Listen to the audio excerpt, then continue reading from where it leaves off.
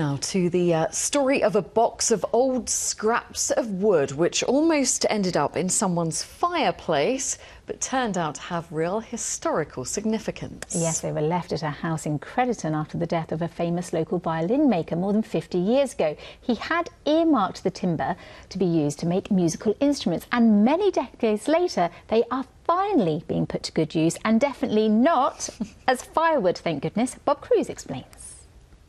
Well, here it is then. This is the box of bits and pieces found at Downs. Shaun Newman describes this as a present from the past, a box of pieces of wood from the last century, which almost ended up as kindling in the fireplace. The timber turned out to have a rich musical heritage. That is Shaun Tertis. Tertis was an internationally famous musician, and the handwriting is that of Arthur Richardson, a renowned violin and viola maker who lived and worked here in Crediton. Shaun Newman, a luthier or guitar maker himself, has used some of the rescued wood to make an instrument of his own. I just couldn't believe what I was seeing. Timber dated 1922, exactly 100 years old, so I thought I've got to do something with it. And within the scraps, there are two beautiful pieces of spruce, big enough to make a small guitar. So I decided, let's go for it and make a 2022 small guitar out of 1922 timber. And the quality of the spruce was so high that it's produced a very, very nice sounding instrument. It could have finished up in someone's hearth, but I'm lucky I've got it here, and I'm not going to burn it.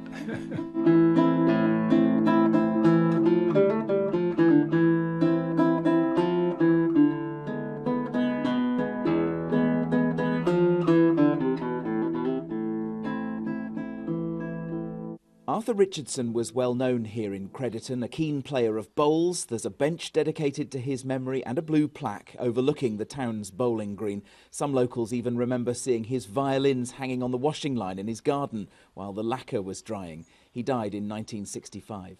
To work with pieces of wood which passed through his hands for Shaun Newman is a very special link to the past. It's just so nice to be able to see timber that's been well seasoned, well chosen, and actually got Arthur Richardson's own handwriting on it, and then to turn that into really, I think, quite a nice instrument is very, very satisfying, I have to say, yeah, and I love it.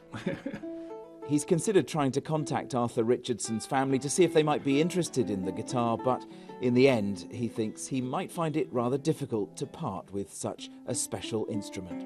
Bob Cruz, ITV News, Crediton.